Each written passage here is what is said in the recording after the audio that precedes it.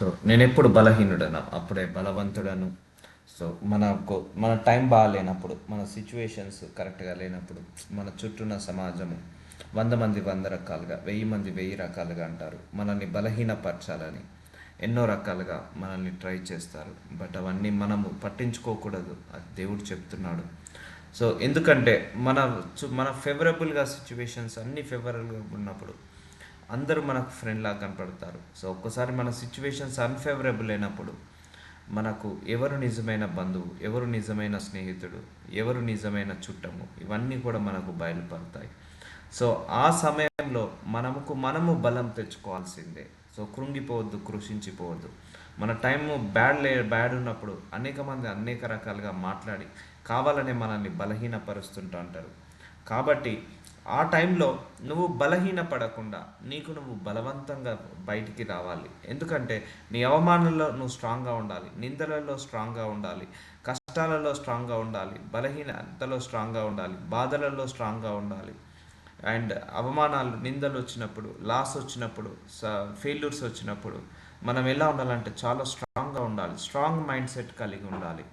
So అప్పుడు మనం అనుకుంటాం సిచ్యువేషన్స్ మారుతున్నాయి, మన చేయి దాటిపోతుందని. ఆ సమయంలోనే మనము స్ట్రాంగ్గా నిలబడ్డప్పుడు దేవుడి యొక్క సహాయం మనం అందుతుంది. అందుకే బలహీనులు కావద్దు ఎప్పుడైనా కూడా. ఎలాంటి సిచ్యువేషన్ వచ్చినా కూడా బలహీనులు కాక బలంగా ఎదుర్కొనే శక్తి సామర్థ్యం ఇవ్వమని అడగాలి. అవును, మన అందరం శరీరంలో ఉన్నాం, ఎమోషన్స్ ఉంటాయి మన శరీరానికి, అండ్ సెంటిమెంట్స్ ఉంటాయి. అండ్ ఎవరైనా ఒక మాట అంటే మనల్ని బాధేస్తుంది, బాధపడుతుంటా అంటాం. సో మనం ఏమనకున్నా కూడా ఒక మాట అన్నప్పుడు మనం బాధపడుతుంటాం, బలహీన పడుతుంటా అంటాం. అయ్యో, ఇన్ని రోజులు మంచుకున్నప్పుడు అందరూ మనకు ఫేవర్గా ఉన్నారే, మన సిచ్యువేషన్ బాగాలేనప్పుడు అందరూ నాన్ ఫేవరబుల్గా మనకు మాట్లాడుతున్నారే అన్న బాధ ఉంటుంది. కానీ బాధపడడం వల్ల ప్రయోజనం లేదు. సో బాధ అనేది సొల్యూషన్ని క్రియేట్ చేయదు ఎప్పుడైనా కూడా.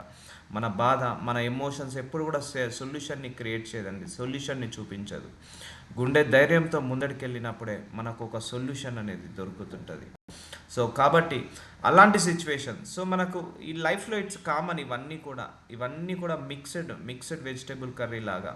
ఇట్స్ ఎ మిక్స్డ్ ఫీలింగ్స్ ఉంటాయి, మిక్స్డ్ స్టేజెస్ ఉంటాయి లైఫ్లో. సో అప్పుడు మనము బలంగా ఉండాలని దేవుడు కోరుకుంటున్నాడు. సో అది సెల్ఫ్గా మనము డెవలప్ చేసుకోవాలి. సో అలాంటి సమయంలో మనసులో ఒక మాట అనుకోవాలి, నేను ఎప్పుడు బలహీనుడనో అప్పుడే బలవంతుడను. అవమానం వచ్చిందా, కష్టం వచ్చిందా, నష్టం వచ్చిందా, నేను ఎప్పుడు బలహీనుడనో అప్పుడే బలవంతుడను. సో నీకు ప్రార్థనకు జవాబు రావట్లేదా, నేను ఎప్పుడు బలహీనుడనో అప్పుడే బలవంతుడను అని మనము బూస్టప్ చేసుకోవాలి. సెల్ఫ్ మోటివేషన్ అనేది చాలా చాలా ఇంపార్టెంట్ అమ్మ. ఈ లైఫ్లో మనల్ని ఎవ్వరు కూడా ఎంకరేజ్ చేయరు, మన లైఫ్లో మనల్ని ఎవ్వరు కూడా డిమోటివేట్ చేసే వాళ్ళు తప్పించి మనల్ని ఎంకరేజ్ చేసే వాళ్ళు ఎవరు ఉండరు. సో మనము ఓదార్చుకోవాలి, మనము బలపడాలి, మనము శక్తి తెచ్చుకొని ముందడికి వెళ్ళాలని దేవుడు కోరుకుంటున్నాడు. చూద్దాం వాక్యంలో ఏం చెప్పాడు. సామెతలు 24 అధ్యాయం 10వ వచనం, శ్రమ దినమున నీవు కృంగిన ఎడల నీవు చేత కాని వాడవగుదువు. సో చూడండి, ఈ వాక్యం అందరూ గుర్తుపెట్టుకోండి. సామెతలు 24 అధ్యాయం 10వ వచనంలో శ్రమ దినమున నీవు కృంగిన ఎడల నీవు చేత కాని వాడవగుదువు. సో అదే కదా, మనం కృంగిపోతున్నప్పుడు, కృషించిపోతున్నప్పుడు సొల్యూషన్ దొరకదు. ధైర్యంగా ఒక అడుగు ముందడికేసి ధైర్యంగా ప్రయత్నము సాధిస్తుంటేనే మనకు ఆ నెక్స్ట్ లెవెల్కి వెళ్తాము. సో ఒక డాక్టర్ వచ్చి నార్మల్గా రిపోర్ట్ రాలేదన్నప్పుడు మనము కృంగిపోతాము. సడన్గా ఒక లాస్ వచ్చినప్పుడు కృంగిపోతాము. ఎన్నో రోజుల నుంచి ప్రార్థనకు జవాబు రాలేదన్నప్పుడు కృంగిపోతాము. మనకు నష్టం వచ్చినప్పుడు కృంగిపోతాము. సో శ్రమ దినాలు కంపల్సరీ ఉంటాయి. సంతోషకరమైన దినాలు ఉంటాయి, శ్రమ దినాలు ఉంటాయి.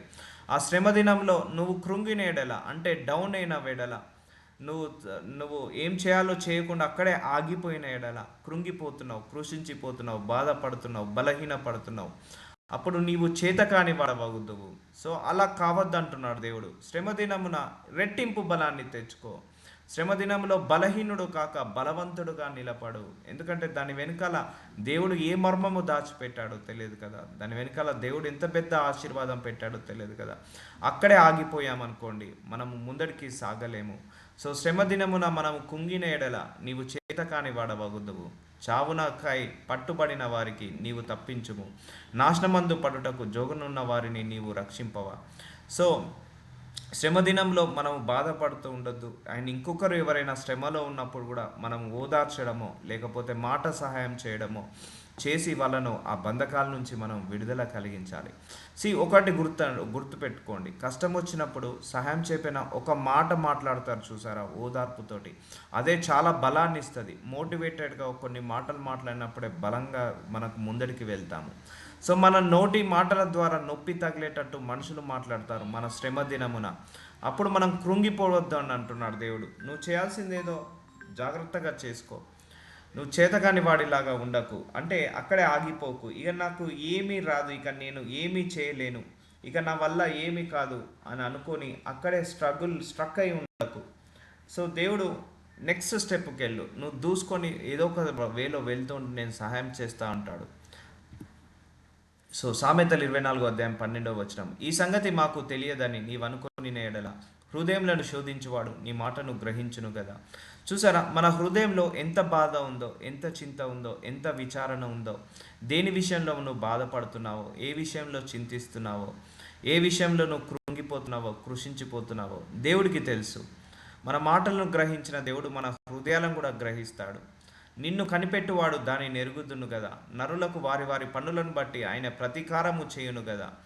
సో మనల్ని కృంగతీస్తున్నప్పుడు దేవుడు చూసుకుంటాడు. సో ఒకటే గుర్తుపెట్టుకోండి, అన్ని వేళలా దేవుడు ప్రజెన్స్లో నువ్వు ఉంటావు. మనం అనుకుంటాము సుఖంలో ఉన్నప్పుడే దేవుడు ఉన్నాడు అనుకుంటాం. కష్టంలో కూడా ఆయన దేవుడు ఉంటాడు, అవమానంలో కూడా దేవుడు ఉంటాడు, నిందలలో కూడా దేవుడు ఉంటాడు. సో మనల్ని ఎవరెవరు కృంగతీస్తున్నారు, మనల్ని ఎవరెవరు బలహీనపరుస్తున్నారో అన్నీ చూస్తాడు ఆయనే. ఎవరికి తగ్గట్టుగా వాళ్ళకు ప్రతిఫలాన్ని దేవుడు తప్పకుండా ఇస్తాడు. సో మనం కూడా ఆ పొజిషన్లో ఉండొద్దు. ఎవరైనా కష్టాలు ఉన్నప్పుడు, బాధలు ఉన్నప్పుడు మనం కూడా ఒక మాటని వాళ్ళ మీద క్రిటిసైజ్ చేయకూడదు, వాళ్ళను కృంగిపోయేలాగా చేయకూడదు. సో వైస్ వర్సా, అంటే మనం ఇతరుల పట్ల ఎలా ఉన్నామో దేవుడు చూస్తాడు, మన పట్ల ఇతరులు ఎలా ఉన్నారో కూడా దేవుడు చూస్తాడు. So end of the day నువ్వు చేయాల్సింది ఏంటిది? దేవుడు నీకు ఒక ఛాలెంజ్ పెట్టాడు ముందట. అది హెల్త్ ఇష్యూస్ కావచ్చు, జాబ్ లేమితనం కావచ్చు, లేకపోతే గృహము కావచ్చు, లేకపోతే పిల్లల భవిష్యత్తు కావచ్చు. సో ఏదో ఒక ఛాలెంజ్ దేవుడు ముందట పెట్టాడు. దాన్ని నువ్వు నెరవేర్చాల్సిందే దేవుడి శక్తి పట్టుకొని. సో కృంగిపోయి, కృషించిపోయి బలహీనపడ్డావు అనుకో, అక్కడి నుంచి నువ్వు వెళ్ళలేవు. ఎందుకంటే దేవుడు అన్నిటిని చూస్తున్నాడు. ఆయన మన మాటలను గ్రహిస్తున్నాడు, మన హృదయాలను పరిశీలిస్తున్నాడు, పరిశోధిస్తున్నాడు. మన కష్టకాలంలో కొన్ని విషయాలలో మనం అడగపైన ఆయన సహాయం చేస్తుంటా అంటాడు, మనల్ని ఆదరిస్తుంటా అంటాడు, ఆదుకుంటా అంటాడు. సో అంటే ఇతరులు మన పట్ల చేసిన పనిని బట్టి ఆయన ప్రతీకారం ఇస్తాడు. సో ఇతరులు అవమానపరిచారని నువ్వు భయపడకు, బాధపడకు. ఇతరులు నింద వేశారని నువ్వు భయపడకు, బాధపడకు. ఇతరులు నిన్ను పట్టించుకోవట్లేదని అన్నప్పుడు నువ్వు బాధపడకు, భయపడకు. ఎందుకంటే అప్పుడు నీకు నువ్వే బలవంతుడుగా తయారుగా దేవుడే ఎవరి క్రియల చొప్పున వాళ్ళకు ప్రతిఫలాన్ని, రివార్డుని దయచేస్తాడు. సో ఎఫ్ఎస్సీలకు రాసిన 3:15 సో మనం అనుకుంటాము ఈ కష్టము, ఈ శ్రమ, ఈ బాధలను అనుకుంటాము. శరీరము బలహీనపడుతుంది, శరీరము దుఃఖం వస్తుంది, శరీరం ఏడుస్తుంటుంది. కానీ నీ ఆత్మ నీకు తెలియకుండానే లోపల రిన్యూ అవుతుంటుంది, బలపడుతుంటా ఉంటుంది, బలపడిచి దేవుడికి దగ్గరగా మారుతుంటా ఉంటుంది. సో మీరు అంతరంగ పురుషుని యందు శక్తి కలిగి ఆయన ఆత్మ వలన బలపరచునట్లుగాను. సో చూసారా, మన అంతరంగ పురుషుని యందు శక్తి. సో నువ్వు అనుకుంటున్నావు నాకు ఈ కష్టం ఉందే, నాకెందుకు ఈ బాధలు, నాకెందుకు ఈ అవమానాలు, నాకెందుకు ఈ నిందలు అనుకుంటున్నావు. కానీ దాని వెనకాల నీకు తెలియకుండానే నీ అంతరంగ పురుషుడు ఆత్మ బలపడుతుంటుంది. ఆ కష్టకాలంలో, ఆ నష్టకాలంలో శరీరము కృంగదీసిపోయిన నీ ఆత్మ వర్ధిల్లుతుంటుంది. ఆ సమయంలో నువ్వు దేవుణ్ణి ఎక్కువగా వెతుకుతావు, ఇంకా ఫాస్టింగ్ ప్రేయర్ చేస్తావు, ఇంకా దేవుడికి అధికంగా దగ్గర అవుతుంటా అంటావు. కాబట్టి నువ్వు ఏది చేయాలనేది, ఏం చేయాలి, నువ్వు ఎప్పుడైనా కూడా బలంగా ఉండాలి. రెండవది దేవుడికి వేడుకోడి, దేవుడికి దగ్గరగా కావాలి. సో ఆయన ఆత్మ వలన బలపరిచినట్లుగాను ఆ ఆత్మ మనల్ని బలపరుస్తుంటుంది. క్రీస్తు మీ హృదయంలో విశ్వాసం ద్వారా నివసించినట్లుగాను తమ మహిమైశ్వర్యం చొప్పున మీకు దయచేయవలనని మీరు దేవుని సంపూర్ణత యందు. చూసారా, ఒక్కొక్కసారి మనకు కొన్ని కష్టాలు, కొన్ని బాధలు, ఎందుకంటే దేవుళ్ళో పరిపక్వత రావాలని, దేవుడు గురించి ఇంకా తెలుసుకోవాలని, దేవుడికి ఇంకా దగ్గరగా కావాలని మనకు దేవుడు కొన్ని చేస్తాడు. నిన్న కూడా మనము ఒక సాక్ష్యం విన్నాము. ఆ సాక్ష్యంలో ఆ సిస్టర్ అదే చెప్పింది, ఇప్పుడు నేను చాలా దేవుణ్ణి గడిపాను నాకు జాబ్ ఉన్నప్పుడు కంటే లేనప్పుడు. సో అలాంటి కొన్ని సిచ్యువేషన్స్ వచ్చినప్పుడు దేవుడు తనకు దగ్గర కావాలని కోరుకుంటాడు. సో సంపూర్ణత, పూర్ణులగునట్లు ప్రేమయందు వేరు పారి స్థిరపడి సమస్త పరిశుద్ధులతో కూడా దాని వెడల్పు పొడుగు లోతు ఎంతో గ్రహించుకొనుటకును జ్ఞానముకు మించిన క్రీస్తు ప్రేమను తెలుసుకొనుటకును తగిన శక్తి వల్ల కావాలని ప్రార్థించుచున్నాము. చూసారా, మనకు దేవుడి యొక్క జ్ఞానము తెలియదు, ఆయన చిత్తము తెలియదు, ఆయన ప్రణాళిక మనకు తెలియదు. కానీ ఏది జరిగినా కూడా దేవుడి చిత్త ప్రకారమే జరుగుతుంది. దేవుడు నీకు సఫరింగ్ అవుతుంది, నీవు బర్డెన్ పడుతున్నావు, నువ్వు ఆలోచిస్తున్నావు, నువ్వు లేమిలో వెళ్తున్నావు. సో దేవుడికి తెలుసు. సో దేవుడి ప్రేమను తెలుసుకొనుటకు అంటే ఆయనని ఇంకా ఎక్కువగా తెలుసుకొనుటకు శక్తి గలవారు కావాలని, అంటే మనం ఇంకా దేవుడి యొక్క ప్రేమను, ఆయన కనికరాన్ని, కృపను, ఆయన దయను, ఆయన గురించి, ఆయన మంచితనం గురించి తెలుసుకోవాలని దేవుడు మనల్ని ఎక్కడ కట్ చేయాలో, ఏ విషయంలో సఫరింగ్ పెట్టాలో, ఏ విషయంలో బాధపరచాలో, ఏ విషయంలో మనల్ని డౌన్ చేయాలో చూస్తాడు. ఎందుకంటే మన అందులో నుంచి మహిమను తీసుకురావడానికే. ఇప్పుడు ఒక బంగారం కూడా ఆభరణం కావాలంటే ఊరికే కాదండి, దాని వెనకాల చాలా పెద్ద ప్రాసెస్ ఉంటుంది. ఆ ప్రాసెస్ సఫరింగ్ ఉంటుంది, మంటలో కాల్చడం ఉంటుంది. సో ఇవన్నీ కూడా నీ ఆత్మీయ జీవితాన్ని బలపరుస్తాయి. మేబీ శరీరంలో కృంగతీస్తాయేమో, శరీరంలో బలహీనపడతావేమో, కానీ ఆత్మ విషయంలో నిన్ను బలపరుస్తుంటా అంటాయి. అందుకే నీకు ఏది వచ్చినా కూడా ఇన్స్టెంట్గా ఇప్పటికి ఉండే, అరే నిన్నటి వరకు సంతోషం ఉంది, సడన్గా ఈ బాధ ఏంటి, సడన్గా ఈ చింత ఏంటిది, సడన్గా ఈ అవమానం ఏంటిది అనుకుంటున్నావా? దేవుడు నెక్స్ట్ లెవెల్కి నిన్ను తీసుకెళ్తున్నాడు. తగిన శక్తి వాళ్ళు కావాలని ప్రార్థించుచున్నాము. మనలో కార్యసాధకమైన తన శక్తి చొప్పున. సో మనకు ఒక మంచి ఒక నెక్స్ట్ లెవెల్కి తీసుకెళ్ళడానికి, ఇంకా మన ఆత్మలో పరిపక్వత రావడానికి, మన మెచ్యూరిటీ లెవెల్స్లో, మన శరీరంలో పరిపక్వత రావడానికి తన శక్తి చొప్పున మనం అడుగు వాటన్నింటికంటేను, ఊహించిన వాటన్నింటికను అత్యధికమ చేయగల శక్తి దేవునికి ఉంది. సో మన దేవుడు అడిగిన దానికంటే, ఊహించిన దానికంటే ఎక్కువ శక్తి ఉంది. కాబట్టి ఈరోజు డౌన్ఫాల్ అయ్యేవాడిని బలహీనపడకు. ఈరోజు నువ్వు తగ్గించబడ్డావని బలహీనపడకు. నీ మీద అవమానం వచ్చిందని, నీకో నింద వచ్చిందని, నీకో లేమితనం వచ్చిందని నువ్వు బలహీనపడకు. సో బలం తెచ్చుకో, స్ట్రాంగ్గా నిలబడు. సో నువ్వు అనుకున్న పని శుద్ధి లోపం లేకుండా ప్రయత్నిస్తుండు. ఒకరోజు కాకపోయినా ఒక రోజైనా నీ ప్రార్థనకు జవాబు వస్తుంది. సో ఇవన్నీ ఎందుకు వస్తున్నాయి? కొన్ని సందర్భాల్లో మనం మెచ్యూరిటీ లెవెల్స్ పెరగాలని, మనకు ఒక ఎక్స్పీరియన్స్ ఇవ్వాలని, మనకు ఒక టీచింగ్ ఇవ్వాలని, మనకు ఒక లెర్నింగ్ ఇవ్వాలని, అండ్ దేవుల్లో నిలకడగా ఉండాలని, విశ్వాసంలో నిలకడగా ఉండాలని, ఇంకా దేవుణ్ణి ఎక్కువగా తెలుసుకోవాలని, ఇవన్నీ మనకు కొన్ని వస్తున్నప్పుడు యాక్సెప్ట్ చేసి ఆలోచించకుండా నువ్వు ఎప్పటికప్పుడు నువ్వు ముందడికి వెళ్తూనే ఉండాలి. రోమీలకు రాసిన 7వ అధ్యాయం 21 కాబట్టి మేలు చేయగోరు నాకు కీడు చేయుట కలుగుచున్నందున ఒక నియమం నాకు కనబడుచున్నది. అంతరంగ పురుషుని బట్టి దేవుని ధర్మశాస్త్రమునందు నేను ఆనందించుచున్నాను గాని. సో ఇవన్నీ కూడా నీ అంతరంగ పురుషుడు, నీ ఆత్మ వర్ధిల్లడానికే ఇవన్నీ కూడా. సో నువ్వు సుఖంలో ఉన్నప్పుడు, ఆనందంగా ఉన్నప్పుడు, నీ చుట్టూ బంధుత్వాలు ఉన్నప్పుడు అప్పుడు నీకు దేవుడు కనపడడు. ఎప్పుడైనా కూడా అన్నీ ఉన్నప్పుడు దేవుడు ఎవ్వరికి గుర్తురాడు, అది ఏ క్రైస్తవుడికైనా ఏ మతస్థులకైనా. అందుకే దేవుడు ఒక లోపాన్ని పెట్టినప్పుడు అది మహదానందం అనుకోవాలి. ఎందుకు? అది దేవుడి వైపుకు మళ్లింపచేస్తుంది, దేవుడి మార్గంలోకి నడిపిస్తుంది, దేవుడు అంటే భయభక్తులు చేస్తుంది. అప్పుడు నీ అంతరంగ పురుషుడు ఏమవుతుంది? ధర్మశాస్త్రానికి నెరవేర్చేలాగా మారుస్తుంది. ఇప్పుడు మనం సుఖాల్లో ఉన్నాం, సంతోషాల్లో ఉన్నాం, తప్పిపోతాము ఖచ్చితంగా. ఇప్పుడు చాలామంది డబ్బున్న వాళ్ళు డ్రగ్స్కి అలవాటు కావడం, వ్యభిచారానికి అలవాటు కావడం, ఆల్కహాల్కి అలవాటు కావడం, విచ్చలవిడిగా తినడం, ఇవన్నీ చేస్తుంటా అంటారు. సో వాళ్ళకు ఏముంది? డబ్బు ఉండడం వల్ల వాళ్ళు దేవుడి ధర్మశాస్త్రం నుంచి తప్పిపోతారు. అదే లేని వాళ్ళు అమ్మో భయభక్తులు ఉంటారు. అయ్యో ఏమవుతుందో, రేపు ఏం జరుగుతుందో, మనకి ఈ కష్టం నుంచి ఎలా తీస్తారో, మనం ఎలా బయటపడతామో అని జాగ్రత్తగా దేవుని వెతుకుని దేవుడి సేవతో, దేవుడి సహాయంతో ముందడికి వెళ్తాము. సో ఇవన్నీ కూడా మనల్ని, ఇప్పుడు నరకానికి వెళ్ళేది ఎవరు? మనమే. పరలోకానికి పోయేది ఎవరు? మనమే. నరకానికి వెళ్ళేది వాళ్ళు. ఎందుకు? వాళ్ళు విచ్చలవిడిగా దేవుడికి విరుద్ధంగా బ్రతుకుతున్నారు కాబట్టి. సో ఈ సఫరింగ్ కావచ్చు, ఈ కష్టము కావచ్చు, ఇవన్నీ కూడా దేవుడికి మహిమపరచడానికే. నీ అంతరంగ పురుషుడు ధర్మశాస్త్రాన్ని నెరవేరుస్తున్నాయి. వేరొక నియమము నా అవయవంలో ఉన్నట్టు నాకు కనబడుచున్నది, అది నా మనస్సునందున్న ధర్మశాస్త్రముతో పోరాడుచు నా అవయములలో ఉన్న పాప నియమమును నన్ను చెరపట్టి లోబర్చుకొనుచున్నది. సో నీ ధర్మశాస్త్రము నెరవేరడానికే ఇవన్నీ కూడా నెరవేరుతాయి. అంటే దేవుడి యొక్క చిత్తము, ధర్మశాస్త్రం అంటే ఇన్ ద సెన్స్ దేవుడి యొక్క మాట, దేవుడి యొక్క చిత్తము నెరవేరడానికి ఇవన్నీ కూడా జరుగుతున్నాయి. అవునండి, ఇప్పుడు మన అందరిలో కూడా సమృద్ధిగా డబ్బు ఉంది, అండ్ ఏ ఏ రోగము లేదు, ఏ జబ్బు లేదు, అంతా హ్యాపీగా ఉన్నాం, వెల్తీగా ఉన్నాం. Are you realistic with God? నిజంగా నువ్వు దేవుడిని తెలుసుకోగలుగుతావా? నిజంగా నువ్వు దేవుడికి దగ్గరగా కాగలుగుతావా?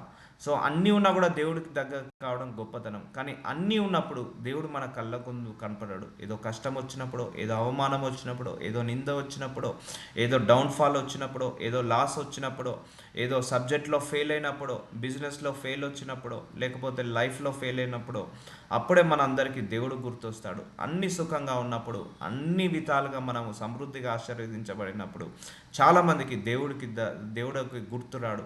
సో చాలామంది కూడా నాకు సాక్ష్యాలు కూడా చెప్పారు, బ్రదర్ ఒకప్పుడు ఏమీ లేనప్పుడు నాకు చెప్పారు నిజంగా, నేను చాలా ప్రేయర్ చేసుకోవాలి, ఇప్పుడు నాకు కార్ వచ్చింది, బిల్డింగ్ వచ్చింది, అన్నీ వచ్చింది, కానీ ప్రేయర్ చేసుకోవడానికి మనస్సు రావట్లేదు. చూసారా? అంటే ఆశీర్వాదం ఏమవుతుంది, దేవునికి దూరం చేస్తుంది. నాకు చెప్పారు కూడా ఒకరిద్దరు కూడా, ఒకప్పుడు చాలా ప్రేయర్ఫుల్గా ఉండే బ్రదర్, కానీ ఇప్పుడు నాకు అన్నేనే, వివాహం అయింది, కారు ఉంది, బంగ్లా ఉంది, మంచి ఉద్యోగం ఉంది, కానీ ఇప్పుడు ప్రేయర్ చేసుకోలేకపోతున్నాను. ఎందుకు? అన్ని సుఖంగా ఉన్నప్పుడు దేవుడు గుర్తురాడు కాబట్టి. సో ఒకప్పుడు ఏమి లేనప్పుడు ప్రేయర్ఫుల్గా ఉన్నావు. సో దేవుడికి తెలుసు మనల్ని ఎక్కడ కోయాలి, ఎక్కడ పట్టుకోవాలి, ఎంత దూరం వరకు నడిపించాలి, ఎక్కడ తగ్గించేలాగా చేయాలి, ఎక్కడ మనము పరిపక్వత రావాలి, ఎక్కడ మనం తప్పిపోతున్నాం, ఎక్కడ తొలగిపోతున్నాం, అన్నీ దేవుడికి తెలుసు. సో మహదానందం అనుకో, దేవుడి చేత పరీక్షించబడుతున్నావా, దేవుడి చేత పరిశీలించబడుతున్నావా, ఇట్స్ మహదానం అందుకో. ఎందుకంటే ఆయన ప్రణాళికలో నువ్వు ఉన్నావు, ఆయన ప్రణాళికలో మనం ఉన్నాము కాబట్టే దేవుడు పరీక్షిస్తాడు. సో ఇవన్నీ కూడా ఏమవుతున్నాయంటే, నీ అవయము అంటే నీ శరీరము కృంగ తీసిపోయిన నీ ఆత్మ, నీ కనిపించని నీ ఆత్మ వర్ధిల్లుతుంటుంది. అందుకే నువ్వు బలహీనుడవు కాకు. So something reason is there behind your problems, behind your troubles. So ఆ రీజన్ గురించి ప్రార్థించుకొని, అయ్యా నేను ఏ సిచ్యువేషన్ గుండా, ఏ సమస్య గుండా, ఏ బాధ గుండా వెళ్తున్నానో, ఇందులో నాకు సక్సెస్ని, విక్టరీని దయచేయండి. అయ్యా థ్యాంక్ యూ సో మచ్, నాకు ఈ సిచ్యువేషన్ అలో చేసినందుకు థ్యాంక్స్ నాయన. ఈ సిచ్యువేషన్ నుంచి ఏ మహిమ తీయాలనుకుంటున్నారో, ఏ టెస్టిమోనీ తీయాలనుకుంటున్నారో, ఇందులో నుంచి బయటికి తీయమని ప్రార్థిస్తున్నాను తండ్రి. ఏది నాకు హాని కలగకుండా నన్ను కాపాడమని ప్రార్థిస్తున్నానయ్యా. ఈ లేమితనాన్ని తీసేసి సమృద్ధిగా ఆశీర్వదించండి. ఈ అనారోగ్య సమస్యలను తీసేసి ఆరోగ్యాన్ని ఆశీర్వదించండి. ఈ అప్పులను తీసేసి ఆస్తులుగా మార్చండి అని ఇలా ప్రార్థించుకొని నాలో ఉన్న ఈ బలహీనతలను తీసేసి బలంగా మార్చండి. ఈ కష్టకాలంలో, ఈ నష్టకాలంలో అయ్యా నేను విశ్వాసంలో పడిపోకుండా, నేను కృంగిపోకుండా, కృషించిపోకుండా, నేను ఇంకా బలహీనపడకుండా నేను బలపరిచే శక్తిని నాకు దయచేయండి అని ప్రార్థించండి. ఇప్పుడు ఫర్ ఎగ్జాంపుల్ ఒక 10th క్లాస్ ఎగ్జామ్ రాసిన విద్యార్థి ఆరు సబ్జెక్టులు రాస్తాడు. ఒక సబ్జెక్ట్ ఫెయిల్ అయింది అని బాధపడుకుంటూ అలాగే కూర్చుంటే 10th పాస్ అవుతాడా అండి? మళ్ళీ నెక్స్ట్ ఒక సబ్జెక్ట్ మళ్ళీ రాయాలి, మళ్ళీ పోయిందా మళ్ళీ రాయాలి. సో అలా 1-2 సార్లు రాసినప్పుడు మేబీ మూడోసారి పాస్ అవుతాడు, అప్పుడు ఇంటర్మీడియట్ చదవచ్చు. అంటే అక్కడే ఆగిపోయి ఇక నేను నా వల్ల కాదు అని అక్కడే బలహీన పడిపోయి, నేను ఇక 10th రాయలేను, ఇక లైఫ్లో నేను 10th పాస్ కానని రాయకుండా ఆపేస్తే పాస్ అవుతాడా? ఏదో ఒకటి నువ్వు రాస్తుంటే ఏదో ఒక రోజు ఆ పాస్ కావచ్చు. అలాగే నీకు కష్టం వచ్చినప్పుడు అక్కడే ఉండి అక్కడే ఆగిపోతే నెక్స్ట్ నువ్వు ఆ సొల్యూషన్ అనేది దొరకపట్టలేవు, పొందుకోలేవు. ఆ సొల్యూషన్ని, నువ్వు రావాల్సిన ఆశీర్వాదాన్ని పొందుకోలేవు. Move on. కష్టమైన నష్టమైన మూవ్ ఆన్ కా. అక్కడి నుంచి ముందడికి సాగుతుండు. బలహీన పడకు. నీకు నువ్వు రెట్టింపు బలము తెచ్చుకో, నీకు నువ్వు ఓదార్చుకో, నీకు నువ్వు సమాధానపరచుకో, నీకు నీవు సెల్ఫ్ మోటివేషన్ తెచ్చుకో. This is my life, I should come out of from this situation, I should come out of from this circumstances and problems అని అలా నీకు నువ్వు డెవలప్ చేసుకొని బలము తెచ్చుకొని దేవుడి సహాయం అడుగు, ప్రార్థించుకో. అప్పుడు నువ్వు ఓవర్కమ్ కా.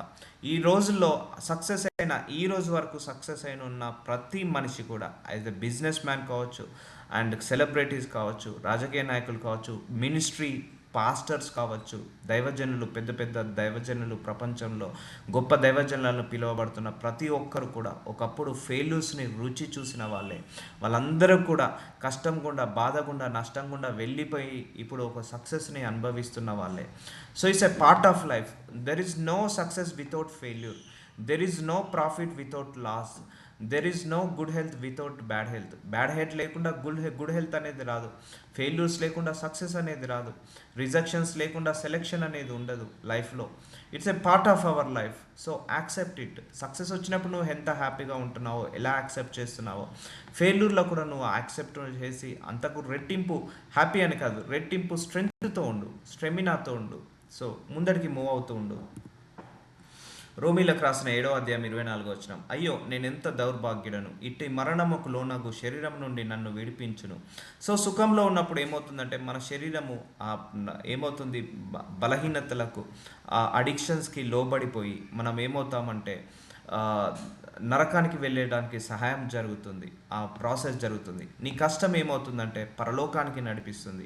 నీ కష్టం ఏమవుతుందంటే ఆ బలహీనతలు పడిపోకుండా, ఆ అడిక్షన్లో పడిపోకుండా, ఆ పాపంలో పడిపోకుండా, అంటే ఆ నరకం అనే మరణంలోకి పడిపోకుండా ఇవన్నీ మనల్ని కాపాడుతున్నాయి. ఒకటే గుర్తుపెట్టుకోండి, మనందరికీ కూడా ఏదో ఒక సమస్య ఉంది కదా. ఇప్పుడు మనందరికీ ఏదో పోరాటం ఉంది, ఏదో ఒక యుద్ధం ఉంది, ఏదో ఒక బాధ ఉంది, ఏదో ఒక లోటు ఉంది, ఏదో ఒక లోటుపాటు ఉంది. ఇవన్నీ కూడా మనల్ని ఏం చేస్తున్నాయి తెలుసా? ఆత్మలోకంలో మన ఆత్మలో పరిపక్వత చేస్తున్నాయి, మెచ్యూరిటీ లెవెల్ తీసుకొస్తున్నాయి, ఇంక్రీజ్ చేస్తున్నాయి. అంటే నరకానికి వెళ్లకుండా పరలోకానికి వెళ్ళేటట్టు సహాయం చేస్తున్నాయి. కొన్ని బలహీనతల నుంచి విడుదల కలగ చేస్తున్నాయి. కొన్ని అవమానాల నుంచి వచ్చినా కూడా నువ్వు బహుమానం పొందుకుంటావు దేవుడి దగ్గర నుంచి. సో ఇట్టి మరణము, సో నువ్వు అన్ని సుఖాల్లో ఉన్నప్పుడు అది నిజమైన మరణం దారికి తీస్తుంది. అందుకే నీ దేవుడు ఏం చేస్తున్నాడంటే ప్యూరిఫై చేస్తున్నాడు పరిస్థితుల నుంచి. సో అందుకే బలహీనుడవు కాకు, బలహీనురాలువి కాకు. సో ఫెయిల్యూర్ వచ్చింది ఎడ్యుకేషన్లో, no problem at all, nothing will happen. బిజినెస్లో లాస్ వచ్చింది, no problem at all, nothing will happen. And నీకు అనారోగ్య సమస్య, నో ప్రాబ్లం, మళ్ళీ దేవుడు దాన్ని ఆరోగ్యంగా మారుస్తాడు. ఒక బీపీ ఉందా, షుగర్ ఉందా, మేబీ దానివల్ల నువ్వు ఈ 30 సంవత్సరాలు బతుకుతావేమో. ఎందుకు? నువ్వు చూసుకుంటా తింటావు, చూసుకుంటా మెడిసిన్స్ వేసుకుంటావు, టైంకి తింటావు, టైంకి పడుకుంటావు, సో టైంకి నువ్వు చేస్తావు. సో చాలామంది కూడా మనం అబ్జర్వ్ చేస్తే బీపీ షుగర్ ఉన్న వాళ్ళు 30 సంవత్సరాల నుంచి కూడా వాళ్ళు ఇంకా బ్రతికే ఉన్నారు. దేవుడు ఆయుష్ పోస్తున్నాడు. అలా వెనకాల ఒక ప్రాబ్లం పెట్టేసి ఆయుష్ పోసి జాగ్రత్తగా చూసుకుంటూ తినేలాగా, జాగ్రత్తగా మనం నడుచుకునేలాగా, మనల్ని మనం కాపాడుకునేలాగా దేవుడు సహాయం చేస్తున్నాడు. So there is always a reason behind that reason should be a positive. It's a good result only. దేవుడు మనకి ఏది చేసినా కూడా అది ఒక మంచి రీజనే జరుగుతుందండి, మంచి రీజన్ కోసమే జరుగుతుంది. నీకు ఇప్పుడు అది కష్టం అనిపిస్తుంది, కానీ రేపు అదే సుఖంలాగా మారుతుంది. నీకు ఇది అనారోగ్య సమస్య అనిపిస్తుంది, దాంట్లోనే దేవుడు వెనకాల ఆయుష్ పెంచుతున్నాడు. ఇవన్నీ కూడా మనకు తెలియకుండానే జరుగుతుంటాయి. కానీ ఏ సిచ్యువేషన్లో కూడా బలహీన పడిపోకు, బాధపడకు. రోమీలకు రాసిన 7వ అధ్యాయం 25వ వచనం, మన ప్రభువైన యేసుక్రీస్తు ద్వారా దేవునికి కృతజ్ఞతాస్తుతులు చెల్లించుచున్నాను. కాగా మనస్సు విషయంలో నేను దైవ నియమమునకును, శరీర విషయంలో పాప నియమమునకును దాసుడునై ఉన్నాను. చూసారా, మన శరీరము పాప విషయంలో దాసుడం అయిపోయాం. సో అప్పుడు ఏం చేస్తుంది, ఈ కష్టాలు మనల్ని ఏం చేస్తుందంటే ఆ దాసత్వం నుంచి విడుదల చేస్తుంది. ఇప్పుడు మన అందరం కూడా ఈరోజు మనం గ్యాదర్ అవుతున్నాము. సో మనందరికి సమస్య ఉంది, గ్యాదర్ అవుతున్నాము. అయినా ప్రతిరోజు దేవుడి కోసం నిరీక్ష కలిగి ఉన్నాము. ఈరోజు కాకపోయినా రేపైనా నా సమస్య పోతుందేమో. మనము తప్పు చేయకుండా, అమ్మో ఇది మాట్లాడొద్దు, నాకు మళ్ళీ ఏమైనా కష్టాలు వస్తాయేమో, ఇది చూడొద్దు, నాకు ఏమైనా ప్రాబ్లమ్స్ వస్తాయేమో అని మనము మాడ్యూల్ చేసుకుంటున్నాం. మనస్సు విషయంలో నేను దైవ నియమమునకు, మనస్సులో దేవుడు ఉన్నాడు, కానీ మన శరీరము పాపానికి అప్పచెప్పుకుంటుంది. సో ఇలాంటి అన్ని కట్ చేస్తున్నాడు దేవుడు. కట్ చేయడానికి ఒక ప్రాబ్లం వచ్చింది, కట్ చేయడానికి ఒక సమస్య వచ్చింది. ఇప్పుడు చాలామంది అన్యజనులు కూడా సాక్ష్యం ఒకసారి మనం వింటే, నేను ఇప్పటివరకు కొన్ని వేల సాక్ష్యాలు విన్నాను. అన్యజనులు వాళ్ళందరూ కూడా మాకు ఈ సమస్య వచ్చింది కాబట్టి దేవుణ్ణి తెలుసుకున్నాము, మాకు ఈ ప్రాబ్లం వల్లనే మాకు ఈ దేవుడి దగ్గరికి వచ్చాము. సో ఈ దేవుడి దగ్గరికి రావాలంటే ఏదో ఒక సమస్య ఉంటే ఇక అంతా అయిపోయింది, ఇక ఎవరి వల్ల కాదు, ఇక నాకు ప్రాబ్లమ్స్ అయిపోయి ఇక సొల్యూషన్ అనేది లేదు, అందరూ చేతులు ఎత్తేస్తారు అన్నప్పుడు దేవుడు ఇన్వాల్వ్ అవుతాడు. సో అలాగనే దేవుడిని, నాతో సహా అందరూ కూడా దేవుడిని అలాగే తెలుసుకున్నారు, అలాగే దగ్గరికి వచ్చారు అద్భుతాలు చేసినప్పుడు. సో ఆ కష్టం ఏమైంది, దేవుడి దగ్గరికి నడిపించిందా? ఆ కష్టం ఏమైంది, ఆ దేవుడు నిజమైన దేవుడు ఎవరు అనేది దగ్గరికి తీసుకొచ్చింది. ఇప్పుడు ఆ కష్టాల్లో అలాగే, ఇప్పుడు ఫర్ ఎగ్జాంపుల్ నాకే తెలుసు, నా టెస్టిమోనీ మీ అందరికీ తెలుసు. సో నాకు అప్పుడే కష్టం వచ్చిందని నేను అలాగే ఆగిపోయి ఉంటే ఈ దేవుడిని తెలుసుకునేవాడినా కాదు కదా.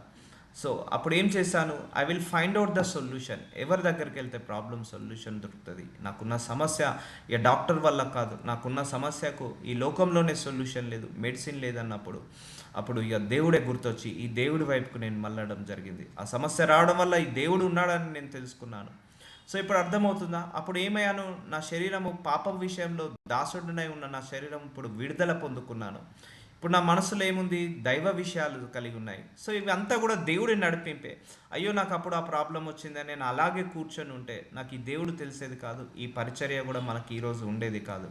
సో ఇదంతా దేవుడి యొక్క ప్లానే, ఇందులో మన గొప్పతనం కూడా లేదు. సో ఆయన్నే ఆ దిశగా నడిపించేటట్టు మనకు అలా సిచ్యువేషన్స్ అలో చేస్తాడు. సో అప్పుడు మనము రెట్టింపు బలము తెచ్చుకొని ముందడికి వెళ్ళాలి. సో 2 కొరింథీయులకు రాసిన 10వ అధ్యాయం 18వ వచనం, ప్రభువు మెచ్చుకొని వాడు యోగ్యుడు కానీ. సో మనుషులు మనల్ని మెచ్చుకోలేదు అన్నంత మాత్రాన, మనుషులు అందరూ మనల్ని నువ్వు చెడ్డవాడు అన్నంత మాత్రాన నువ్వు చెడ్డవాడివి కాదు. సో నిన్ను అందరూ కూడా మోసగాలన్నంత మాత్రాన మోసగాడివి కాదు. నిన్ను అందరూ తిట్టిన అవమానపరిచినంత మాత్రాన నువ్వు చెడ్డవాడివి కాదు. సో ప్రభు మెచ్చుకొని వాడే యోగ్యుడు కానీ తన్ను తాను మెచ్చుకొని వాడు యోగ్యుడు కాడు. సో మనల్ని మనం మెచ్చుకున్న, మనల్ని ఇంకోరు మెచ్చుకున్న యోగ్యుడు కాదు.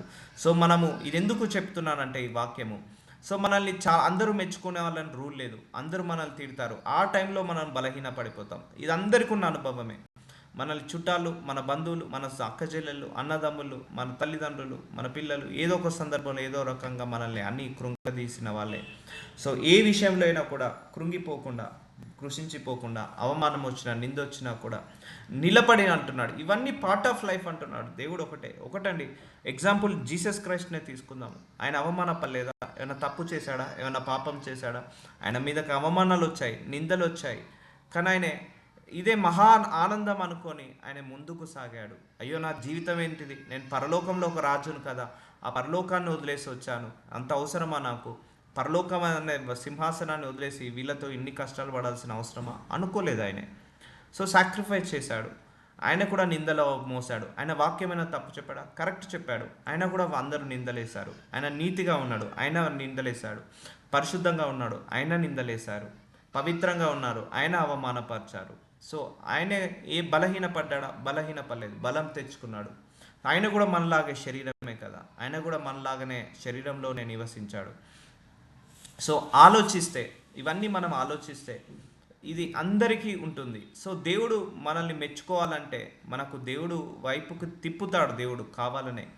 సో అప్పుడు నీకు దేవుడి చేత నువ్వు గొప్పవాడివి, గొప్ప దానివి అని అనిపించుకునే స్టేజ్ దాకా మనల్ని దేవుడు ప్యూరిఫై చేస్తాడు. ఆయన స్వరూపము, ఆయన లక్షణాలు, ఆయన గుణము, ఆయన గుణగణాలు మన శరీరంలో కనపడే వరకు కూడా మనల్ని పరీక్షిస్తాడు, మనల్ని ప్యూరిఫై చేస్తాడు. సో బలహీనపడకు, ఇది దేవుడి నడిపింపు అని ఆనందపడు. Thank you so much for giving this situation అని నువ్వు ఆనందపడు. అయ్యా ఈ సిచ్యువేషన్ నాకు ఇచ్చినందుకు వందనాలు, థ్యాంక్ యూ సో మచ్ అని చెప్పేసి ఇందులో నుంచి బయటపడే తండ్రి అని ప్రార్థించుకో. బలహీనపడకు, కృంగిపోవద్దు, డౌన్ కావద్దు. 1 పేతురు 4వ అధ్యాయం 14వ వచనం, క్రీస్తు నామం నిమిత్తము మీరు నింద పాలైన ఎడల. సో మనం ఈ దేవుడిని నమ్ముకున్నామని చాలామంది కూడా ఏదో ఒక మాట అంటారు. సో నిందలు వేస్తుంటారు, తక్కువ చేసి చూస్తుంటా అంటారు. ఈ వాక్యం నేను కావాలని తీసిపెట్టాను, ఎందుకంటే చాలామంది క్రైస్తవులు కూడా ఈ విషయంలో కృంగిపోతున్నారు, బలహీనపడుతున్నారు, చెప్పుకోవడానికి కూడా ఇష్టపడట్లేదు. సో దేవుడు ఏమంటున్నాడు, నా నిమిత్తము నిందపాలైన ఎడల మహాస్వరూపైన ఆత్మ అనగా దేవుని ఆత్మ మీ మీద నిల్చుచున్నాడు కనుక మీరు ధన్యులు. చూసారా, నీకు నిందలు వచ్చినాయి, నువ్వు బాధపడుతున్నావు కదా, నీ లోపల పరిశుద్ధాత్మ దేవుడు ఉన్నాడు. నువ్వు ధన్యుడిగా ఫీల్ కా. నువ్వు నా నిమిత్తము నువ్వు నిందపడ్డా, నా నిమిత్తం నువ్వు కష్టపడ్డా, నువ్వు నన్ను నమ్మిన తర్వాత కూడా నీకు కష్టాలు వస్తున్నాయా? నన్ను తెలుసుకున్న తర్వాత కూడా నీకు అవమానాలు వస్తున్నాయా, నిందలు వస్తున్నాయా? నువ్వు నన్ను తెలుసుకున్న తర్వాత కూడా నీకు బాధలు వస్తున్నాయా? నువ్వు ధన్యుడవన్న దేవుడు అంటున్నాడు. ఎందుకంటే దేవుని ఆత్మ మన మీద ఉన్నది. సో నీ లోపల దేవుడి ఆత్మ ఉంది, నీ పైన దేవుడి ఆత్మ ఉంది. ఆయనకు తెలుసు, అన్నీ తెలుసు. నువ్వు ఏ సమస్య గుండా, ఏ ప్రాబ్లం గుండా వెళ్తున్నావో, ఏ షార్టేజ్ గుండా వెళ్తున్నావో దేవుడికి తెలుసు. సో నిన్ను ఎవరన్నా నింద వేశారా, నువ్వు దేవుని నమ్ముకున్నావని, సో నువ్వు మహాదానందము ధన్యుడవని అనుకో. సో అంటే కృంగిపోకు, డౌన్ కాకు. అయ్యో వీళ్ళు ఎందుకు ఇలా అన్నారే, అయ్యో వీళ్ళు ఎందుకు అలా అన్నారే, దేవుని నమ్ముకుంటే అలా ఎందుకు చూసారని చాలామందికి ఆ ఇన్ఫీరియారిటీ కాంప్లెక్స్ ఉంటుంది. బట్ దేవుని నమ్ముకున్నావని ఎవరైనా నిన్ను నిందపరుస్తున్నారా, అప్పుడు నువ్వు సంతోషంగా ఉండు, బలహీన పడిపోకు, బలము తెచ్చుకో. ధన్యుడవు నువ్వు దేవుడి దృష్టిలో అన్న దేవుడు అదే అంటాడు. నువ్వు నా నిమిత్తమే కదా నిందపాలైంది, నా నిమిత్తమే కదా నువ్వు అవమానపరిచింది, వాళ్ళ ముందే నీకు గొప్పగా నిన్ను అవార్డిస్తాను, వాళ్ళ ముందే నిన్ను గొప్పగా హెచ్చిస్తాను అంటాడు దేవుడు. మీలో ఎవడును నరహంతుని గాని, దొంగకు గాని, దుర్మార్గుడు గాని, పరజోలికి పోడు గాని బాధ అనుభవింప తగదు. సో ఎవడైనా నువ్వు క్రీస్తునందైనా బాధ అనుభవించిన ఎడల అతడు సిగ్గుపడక. చూసారా, నువ్వు క్రీస్తులో ఉన్నావు, నువ్వు క్రీస్తులో ఉన్నావు, అవమానం వచ్చిందా బాధపడకు. షార్టేజ్ ఉందా, లిమిటేషన్ ఉందా, నువ్వు ప్రార్థనకు జవాబు రావట్లేదా, still you are under control of God only. బాధ అనుభవించిన ఎడల అతడు సిగ్గుపడక ఆ పేరుని బట్టి దేవుని మహిమపరచవలెను. నువ్వు దేవుని మహిమపరచు. ఇప్పుడు మనందరం దేవుని తెలుసుకున్నాం, బట్ అయినా కష్టం ఎందుకు వచ్చింది, ఆయన ఎందుకు బాధ వచ్చింది, ఆయన ఎందుకు ఆ లేమితనం వచ్చింది, ఆయన ఎందుకు ఈ అనారోగ్య సమస్యలు ఉన్నాయి, ఆయన ఎందుకు ఈ మానసిక సమస్యలు ఉన్నాయి. సో ఆ పేరును బట్టి నువ్వు దేవుని మహిమపరచు. ఎవడైనా నువ్వు క్రీస్తుడైనందున బాధ అనుభవించిన ఎడల, అంటే నువ్వు క్రైస్తవుడుగానే ఉన్నావు, నీకు బాధలు వస్తున్నాయి, సిగ్గుపడకు. అదే అంటున్నాడు దేవుడు. నువ్వు క్రైస్తవుడుగా ఉన్నావు, నీకు అవమానం వచ్చింది, సిగ్గుపడకు. నింద వచ్చింది, సిగ్గుపడకు. కష్టం వచ్చింది, సిగ్గుపడకు. లేమితనం వచ్చింది, సిగ్గుపడకు. లాస్ వచ్చింది, సిగ్గుపడకు. అండ్ ఫెయిల్యూర్స్ వచ్చాయి, సిగ్గుపడకు. నార్మల్ రిపోర్ట్ రాలేదు, సిగ్గుపడకు. నువ్వు దేవుల్లో ఉన్నావు కదా, ఆ పేరును బట్టి దేవునికి మహిమపరచు. సో లార్డ్, ఏ సిచ్యువేషన్ గుండా నన్ను తీసుకెళ్తున్నావో, ఏ ప్రాబ్లం గుండా నన్ను తీసుకెళ్తున్నావో, ఏ పరీక్ష గుండా తీసుకెళ్తున్నావో, నీకు మాత్రమే మహిమ కలుగును గాక అని ఆనందంగా ఉండు. సో ఎవరు విషయంలో కూడా నువ్వు బాధపడకు, ఏ విషయంలో కూడా బాధపడకు. నింద వచ్చినా కూడా దులిపేసుకొని వెళ్ళిపో, అవమానం వచ్చినా దులిపేసుకొని వెళ్ళిపో. సో నీకు బాధ వచ్చిందా, దేవుడికే మహిమ కలుగును గాక. యోబు అదే అంటాడు, నాకు అన్నీ ఉన్నప్పుడు ఆయనే దేవుడికి మహిమ కలుగును గాక, ఆయనే అన్నీ తీసేసుకున్నాక కూడా అదే అన్నాడు, దేవుడికి మహిమ కలుగును గాక. ఇచ్చింది ఆయనే, ఆయనకే మహిమ కలుగును గాక. తీసుకున్నదే ఆయనే, ఆయనకే మహిమ కలుగును గాక అని దేవుణ్ణే గ్లోరిఫై చేశాడు. సో సో ఈ మైండ్ సెట్ మనకు రావాలి ఎప్పుడైనా కూడా. సో నువ్వు అండర్ కంట్రోల్ ఆఫ్ క్రైస్ట్, నువ్వు దేవుల్లో ఉన్నావు, దేవుడి యొక్క ఆత్మతో నడిపించబడుతున్నావు. అయినా కష్టం వచ్చిందా, బాధ వచ్చిందా, మహాదానందం అనుకో. ఎందుకంటే it's a part of life, it's a part of process of the God training. ఇది గాడ్ ట్రైనింగ్ అలాగే ఉంటుంది. బట్ దీని తర్వాత కూడా రిజల్ట్స్ కూడా దేవుడు అలాగే ఇస్తాడు మనందరికీ కూడా. సో 1 పేతురు 4:17 తీర్పు దేవుని ఇంటి యొద్ద ఆరంభమగు కాలము వచ్చి ఉన్నది, అది మన యొద్దనే ఆరంభమైతే దేవుని సువార్తకు అభివృద్ధులైన వారి గతి ఏమవును. సో మనందరము కూడా దేవుడి సువార్తకు లొంగిపోయాము. తీర్పు వచ్చిన కాలం వచ్చినప్పుడు మనమే సంతోషపడతామండి. జడ్జిమెంట్ డే రోజు ఇప్పుడు ఎవరైతే సుఖపడుతున్నారో వాళ్ళందరూ బాధపడతారు, ఇప్పుడు ఎవరైతే బాధలు పడుతున్నారో వాళ్ళందరూ కూడా సుఖపడతారు. దేవుడు ఒక వాక్యం చెప్తాడు, దుఃఖపడు వారు ధన్యులు, వాడు ఓదార్చబడతారని అంటాడు వాక్యము ద్వారా. సో కనికరం పొందువాడు ధన్యుడు, కనికరించబడతారని అంటాడు దేవుడు వాక్యము ద్వారా. సో ఏది కూడా, సో దేవుడు కూడా నీకు ఎప్పుడు ఉంటాడు తెలుసా, నీ పక్కన, నీ కష్టం, నీ సుఖాల్లో కాదు, నీ కష్టంలో ఆయన ఎక్కువగా తోడుగా ఉంటాడు. నువ్వు విరిగిన నలిగిన మనసుకు ఆయన తోడై ఉంటాడు.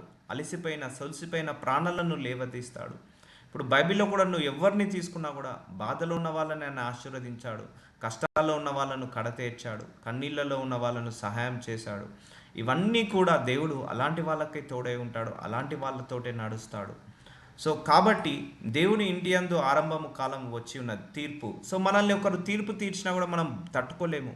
సో మనల్ని ఒకరు తిట్టినా, ఒకరు అవమానపరిచినా మనం తట్టుకోలేము. కానీ దేవుడిది నిజమైన తీర్పు అండి. ఇప్పుడు మనల్ని ఎవరైనా ఒక మాట అన్నారు, అది నిజమా కాదు కదా. మనం కరెక్ట్గా ఉన్నా, నీతిగా పరిశుద్ధంగా ఉన్నా కూడా అందరు అంటున్నారు అనుకోండి, వాళ్ళ తీర్పు నిజమా కాదు కదా. అలాంటప్పుడు నువ్వు ఎందుకు కృంగిపోవాలి, అలాంటప్పుడు నువ్వు ఎందుకు బలహీనపడగాలి. The final judgement given by God only. దేవుడి తీర్పే ఫైనల్. సో అది మన యుద్ధనే ఆరంభమైంది. దేవుని సువార్తకు అవిధులైన వారి గతి ఏమవును. సో మనందరం దేవుడి సువార్తకు విధేయులైనాము, కానీ అవిధులైన వాళ్ళకు నిజమైన తీర్పు వస్తుంది. సో దేవుడు ఏమంటున్నాడు ఈ వాక్యము ద్వారా, so I will take care of the judgement.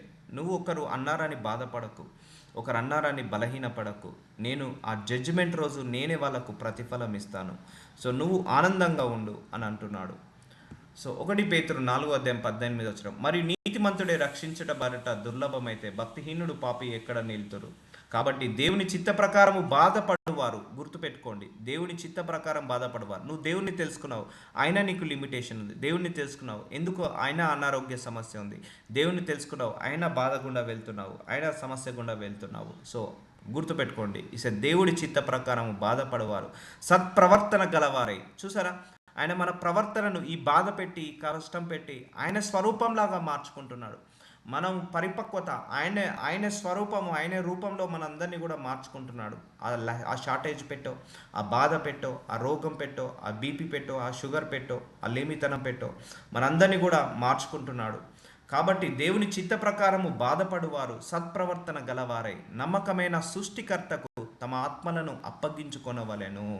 So మన ఆత్మ తప్పిపోకుండా దేవుడు, ఇప్పుడు అర్థమవుతుందా? నీ కష్టం వల్ల నువ్వు ఏమవుతున్నావు? దేవుణ్ణి ఎక్కువగా తెలుసుకుంటున్నావు, సృష్టికర్త దగ్గరికి వెళ్తున్నావు. ఈ కష్టం వల్ల, ఈ బాధ వల్ల నువ్వు ఆ అడిక్షన్స్కి లోను కాకుండా, ఆ బలహీనతలకు లోను కాకుండా దేవుడికి దగ్గర అవుతున్నావు, సృష్టికర్తకు దగ్గర అవుతున్నావు, ఆత్మలను అప్పగించుకుంటున్నావు, నీ ఆత్మ దేవుడికి అప్పగించుకుంటున్నావు.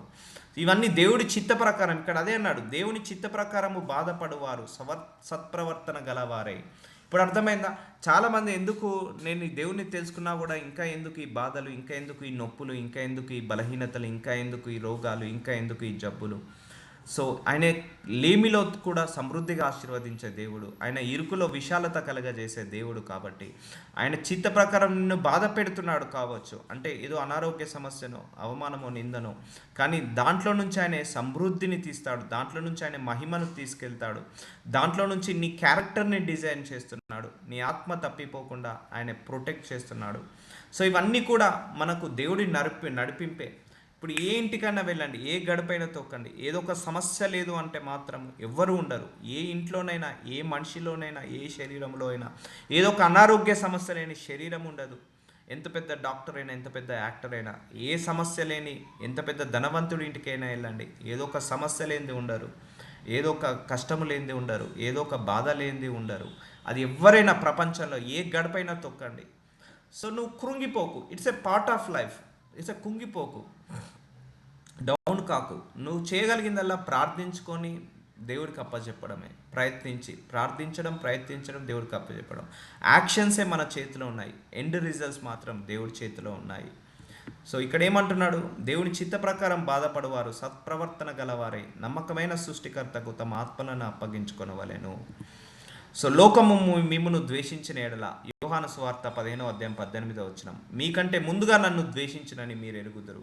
సో చాలామంది మనల్ని ద్వేషిస్తున్నారని అనుకుంటున్నాము. సో మనకంటే ముందు దేవుణ్ణి ద్వేషించినట్టు.